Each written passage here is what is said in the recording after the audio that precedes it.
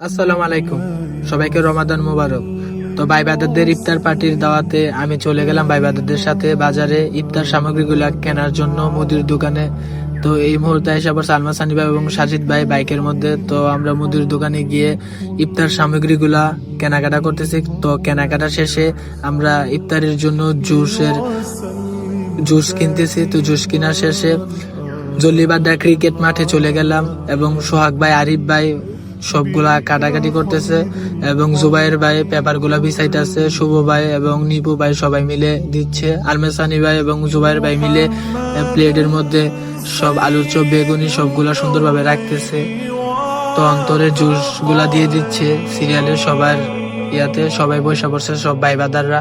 তো বসার শেষে সবাই সুন্দরভাবে ইফতারি পার্টির দায়িত্ব পালন করতেছে। তো শুভ ভাই আবার জুস দিয়ে দিচ্ছে, সবার প্লেটের সামনে রাখতেছে।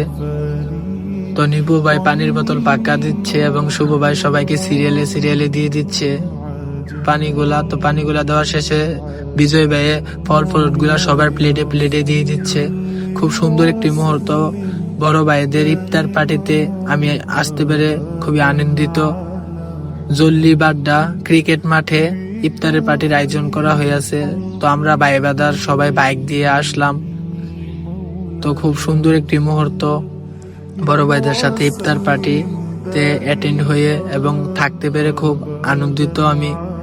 খুব সুন্দর একটি মুহূর্ত সব ভাই ব্রাদারদের সাথে ইফতার পার্টি। আসলে রমাদান মাসে ইফতার পার্টি আমার কাছে খুবই ভালো লাগে এবং সবাইকে অসংখ্য ধন্যবাদ সংশ্লিষ্ট সবাইকে, যারা খুব সুন্দর উদ্যোগ নিয়ে একটি ইফতার পার্টির আয়োজন করেছে। ইনশাল্লাহ আবারও বেঁচে থাকলে সামনে রমাদানে আবারও হবে ইনশাল্লাহ।